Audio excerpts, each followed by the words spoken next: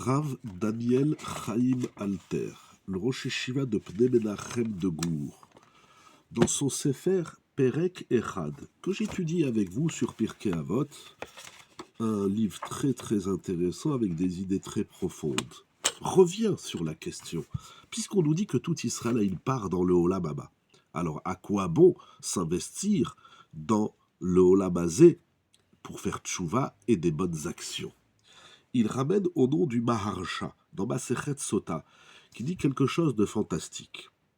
Dans ce monde-ci, il n'y a pas de salaire des mitzvot. Schar mitzvah be'ay alma leka. Le salaire des mitzvot est réservé dans le Olam Haba. Pourquoi? C'est un sujet en soi. Cependant, le Maharsha nous dit quelque chose d'incroyable. Il est vrai que dans ce monde-ci, on ne reçoit pas le salaire des mitzvot, mais on reçoit le salaire des seyagim et des gdarot qu'on s'impose. C'est-à-dire, la Torah nous a demandé 613 mitzvot, d'étudier la Torah et de pratiquer les 613 mitzvot, l'amour d'Hachem, la crainte d'Hachem, etc. Tout le programme de la Torah. Cependant, l'homme doit s'évertuer à se faire des barrières et des structures, parce que sinon la Torah, chas v'shalom, on en arrive à la négliger, on glisse et on la transgresse.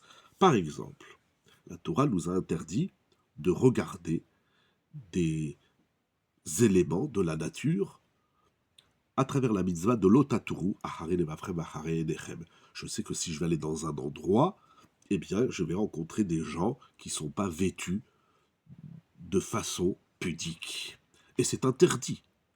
C'est pour ça qu'on ne va pas à la plage, c'est pour ça qu'on ne va pas au cinéma, c'est pour ça qu'on ne va pas dans certains endroits, parce qu'on est exposé à un regard interdit. La Torah n'a pas interdit d'aller à la plage, la Torah n'a pas interdit de se rendre dans certains endroits, mais je sais que si je vais aller là-bas, je vais être confronté et je vais trébucher sur ça, alors je me fais un guéder, un seyag, une barrière. Je me dis, je ne vais pas là-bas parce que je risque de rencontrer des choses que je n'ai pas le droit de voir. Il dit le Maharsha